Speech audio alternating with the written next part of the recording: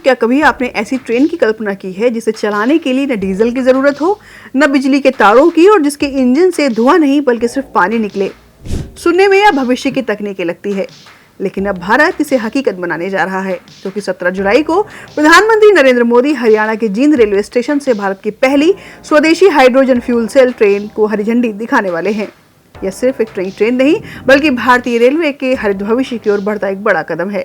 और इस ट्रेन में 1200 किलोवाट का hydrogen fuel cell propulsion system लगाया गया है, जिसे इसकी श्रेणी के सबसे शक्तिशाली broad gauge hydrogen train sets में गिना जा रहा है। लेकिन सवाल है कि आखिर यह ट्रेन चलती कैसे है? तो पहले इसे एक आसान तुलना से समझिए। डीजल ट्रेन में डीजल जलता है, उससे इंजन चलता है और इंजन पहियों को घुमाता है। इलेक्ट्रिक ट्रेन में ऊपर लगी ओवरहेड तारों से बिजली मिलती है जो मोटर को चलाती है। लेकिन हाइड्रोजन ट्रेन इन दोनों से अलग है, यह अपनी बिजली खुद बनाती है। इसमें सबसे पहले ट्रेन में लगे हाई प्रेशर टैंक में हाइड्रोजन गैस भरी जाती है। इसके बाद यह गैस पाइप के जरिए फ्यूल सेल तक पहुंचती है। फ्यूल सेल को आप ट्रेन का छोटा सा पावर प्लांट समझिए।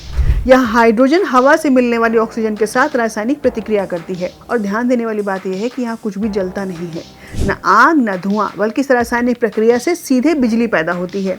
और इसी बिजली से ट्रेन की इलेक्ट्रिक मोटर चलती है, और मोटर एक्सल को घुमाती है और एक्सल पहियों को घुमाता है और ट्रेन चल पड़ती है। यानी सच कहें तो हाइड्रोजन ट्रेन भी एक इलेक्ट्रिक ट्रेन की तरह ही है। फर्क सिर्फ इतना है कि इसे बिजली बाहर के तारों से नहीं बल्कि अपने ही फ्यूल सेल से मिलती है। सोचने वाली बात यह है कि अगर फ्यूल सेल लगातार बिजली बना रहा है तो फिर ट्रेन में बैटरी क्यों लगाई गई है? तो इसका जवाब है क्योंकि ट्रेन की बिजली की जरूरत हर समय एक जैसी नहीं होती।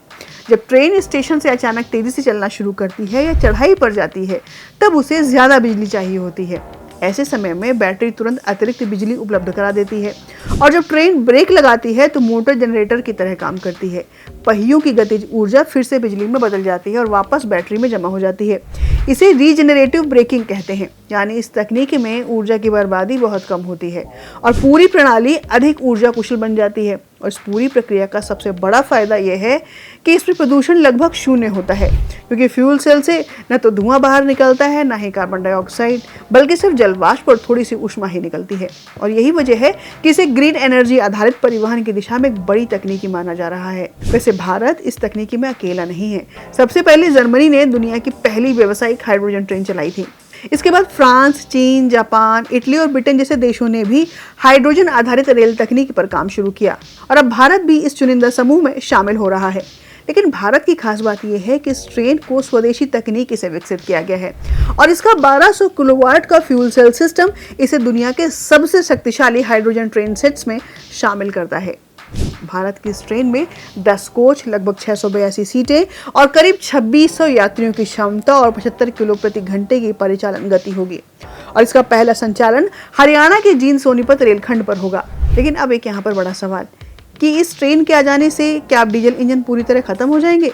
तो इसका जवाब है फिलहाल नहीं, क्योंकि विशेषज्ञों का मानना है कि जहां रेलवे लाइन का विद्युतीकरण करना कठिन या बहुत महंगा है, वहां हाइड्रोजन ट्रेनें डीजल इंजनों का बेहतर विकल्प बन सकती है। यानी यह तकनीकी इलेक्ट्रिक ट्रेनों की जगह लेने नहीं बल्कि उनका पूरक बनने आई है। तो यह सिर्फ एक नई ट्रेन की कहानी नहीं है, यह उस भारत की कहानी है जो स्वदेशी तकनीकी, स्वच्छ ऊर्जा और सतत विकास तीनों को एक साथ लेकर आगे बढ़ रहा है। और अब देखना यह है कि जींद से शुरू होने वाला यह सफर क्या आने वाले वर्षों में भारतीय रेलवे की दिशा ही बदल देगा। आप इस बारे में क्या सोचते हैं? क्या हाइड्रोजन ट्रेनें भारत के परिवहन का भविष्य बन सकती हैं? अपनी राय हमें कमेंट में जरूर बताइएगा, हमें इंतजार रहेगा। धन्यवाद।